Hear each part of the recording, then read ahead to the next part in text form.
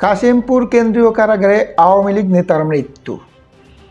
গাজীপুরের Kashimpur high security কেন্দ্রীয় কারাগারে মুরাদ হোসেন নামে ৬৫ বছর বয়সী আওয়ামী লীগের এক নেতার মৃত্যু হয়েছে। মঙ্গলবার ১৮ নভেম্বর বিকেল ৫টার দিকে তাকে অচেতন অবস্থায় কারা কর্তৃপক্ষ হাসপাতালে নিলে দায়িত্বরত চিকিৎসক মৃত ঘোষণা করেন। কারা সূত্র জানায়, মুরাদ হোসেনের বিরুদ্ধে হত্যাসহ মোট ৩টি মামলা চলছিল। মিরপুর থানা পুলিশ গ্রেপ্তারের পর তাকে কাশিমপুর হাই সিকিউরিটি কারাগারে পাঠানো হয়। মঙ্গলবার বেলা 12:30টার দিকে তিনি হঠাৎ অসুস্থ হয়ে পড়েন। দ্রুত তাকে কারা হাসপাতালে প্রাথমিক চিকিৎসা দিয়ে গাজীপুরের শহীদ তাজউদ্দিন মোহাম্মদ মেডিকেল কলেজ হাসপাতালে পাঠানো হয়।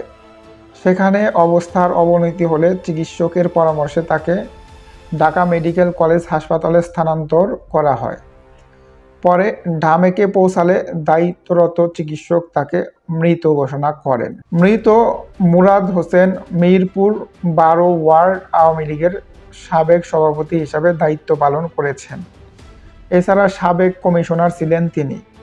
তার বাবার নাম আমজাদ হোসেন শিকদার। কারাগার সূত্র আরও জানায়, মুরাদ হোসেন হাজতি হিসাবে কারাগারে ছিলেন এবং তার হাজতি নম্বর ছিল ১৬৪৪/২৫।